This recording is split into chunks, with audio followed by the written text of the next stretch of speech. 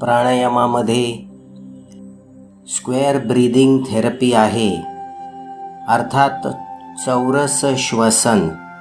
ते आज आपण शिकूया आणि त्याचा अभ्यास करूया.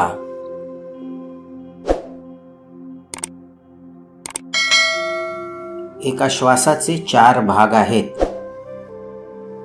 डोळे बंद, संपूर्ण लक्ष आपोआप चालू असलेल्या श्वासाकडे. या 4 भागांचा अनुभव घ्यायचा आहे.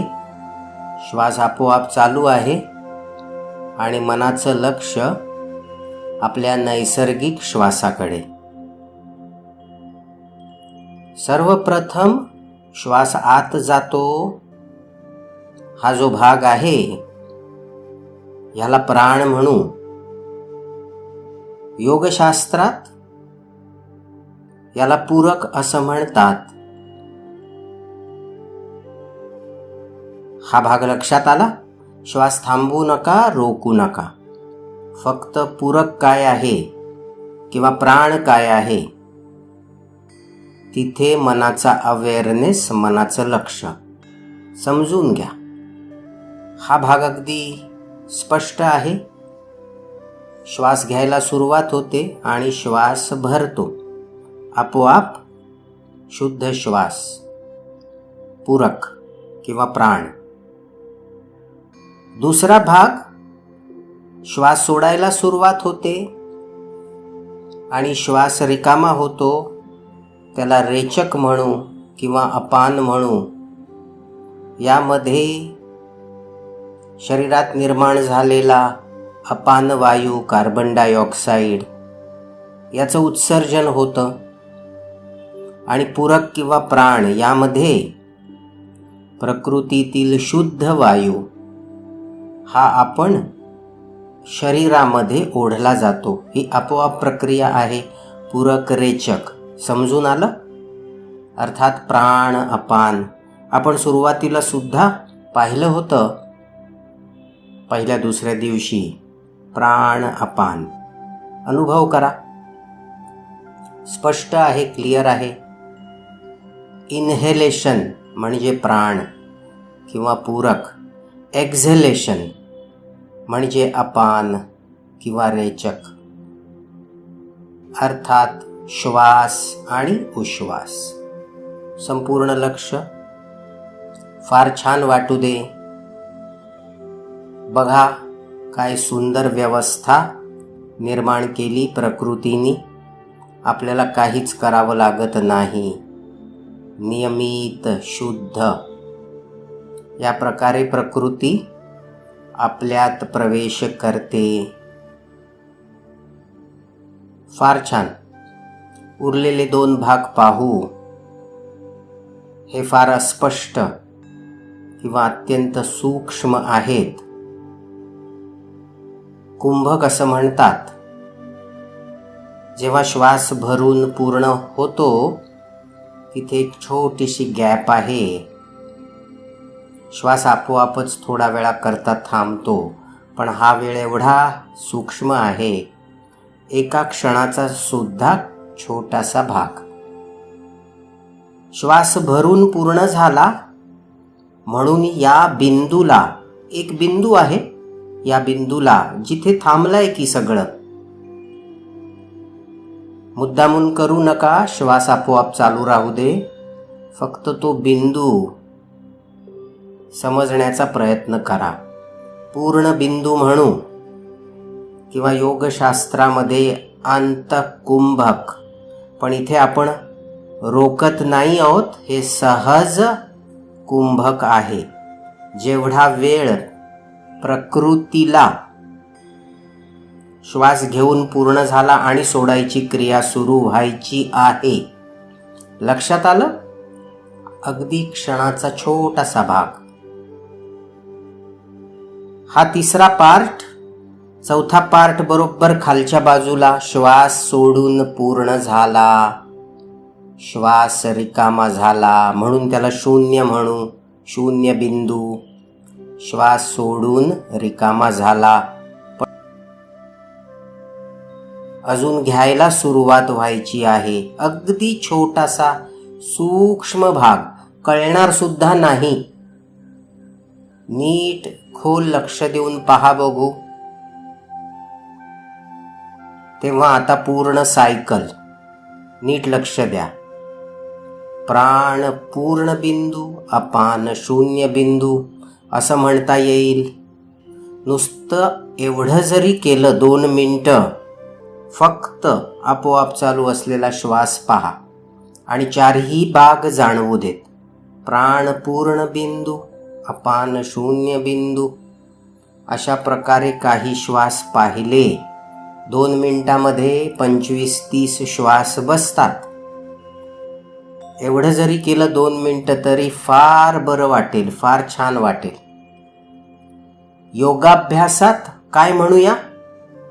पूरक, सहज कुंभक, रेचक. सहज कुंभक म्हणजे श्वास येतोय, येऊन थांबला, श्वास जातोय, जाऊन थांबला. लक्षात आलं? मनोमन जाणीव होऊ दे या 4ही भागाची. फार सुंदर. आता आपण चौरस प्राणायाम करूया किंवा स्क्वेअर ब्रीदिंग करूया. ह्याच्यामध्ये जेवढा वेळ श्वास घ्यायला लागला, आता आपण श्वास रोखणार आहोत. श्वास जेवढा वेळ घ्यायला लागला अंदाजे लक्षात घ्या. स्केल, एक आपली स्केल ठरवू शकता. श्वास समजा 4च्या स्केलवर घेत आहात, जसं की 1, 2, 3, 4 म्हणजे श्वास घेण्याची ही स्केल झाली. मग त्याला रोका, म्हणजे पूर्ण बिंदूवर त्याला आता मुद्दामून थोडं थांबवा आणि 4च्या स्केलवर 1, 2, 3, 4 त्याला थांबवलं. मग आता श्वास सोडण्याची आपोआप क्रिया, ती सुद्धा 4च्या स्केलवर होऊ दे. 1, 2, 3, 4 आणि त्यानंतर बहिर्कुंभक, श्वास सोडल्यानंतर शून्य बिंदू, तिथे आपण त्याला रोकला. पुन्हा 4ची स्केल 1, 2, 3, 4 म्हणजे बघा हा स्क्वेअर झाला.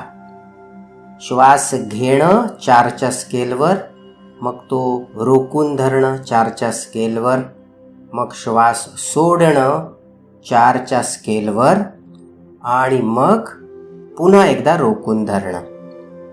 अर्थात पूरक 1, 2, 3, 4, अंतःकुंभक 1, 2, 3, 4, रेचक 1, 2, 3, 4 आणि बहिर्कुंभक 1, 2, 3, 4. ठीक आहे. हीच प्रक्रिया शब्द दुसरे कुठले बरं? प्राण श्वासात जात आहे 1, 2, 3, 4. पूर्ण बिंदू, श्वास भरून पूर्ण झाला पण तो रोकून धरला 1, 2, 3, 4. आता श्वास बाहेर जात आहे म्हणजे अपान 1, 2, 3, 4 आणि श्वास सोडून पूर्ण झाल्यावर तो रोकून धरला शून्य बिंदू 1, 2, 3, 4. फार सुंदर. 4, 4, 4, 4 हे झालं स्क्वेअर ब्रीदिंग. आहे की नाही सोपं? चला थोडा वेळ पूर्ण लक्ष देऊन करूया. 1, 2, 3, 4, 1, 2, 3, 4, 1, 2, 3, 4, 1, 2, 3, 4. मनातल्या मनात काउंटिंग, इक्वल स्केल प्रत्येक भागासाठी आणि असे काही श्वास. मनाचं लक्ष कुठे? तर प्रक्रियेकडे. काय घडतं आहे, या क्षणाचं सत्य काय, तिथे मनाचं संपूर्ण लक्ष. दुसरं काहीही नको. मन चंचल आहे, पाहता पाहता विचारांवर भरकटून जाईल. मग विचारांमध्ये नेमकं काय होतं? मन वर्तमान क्षण सोडतं. श्वास पाहण्याची प्रक्रिया आहे, नकळत ती सुटली जाते. म्हणजे मन दर्शक भाव, हा दर्शक भाव आहे, तो सोडतं आणि कर्ता भावात मन प्रवेश करतं. मग मनाचा कर्ता भाव म्हणजे काय? तर विचार करणे, जुन्या आठवणी आठवल्या जातात किंवा उद्याच्या शक्यता या तपासल्या जातात. म्हणजे मन हे भ्रमात जातं, असत्यात जातं. कालच्या आठवणी त्या त्यावेळेला सत्य होत्या पण आता सत्य नाहीत, किंवा उद्याच्या शक्यता त्या गोष्टी होऊ शकतात पण ह्या क्षणाचं ते सत्य नाही.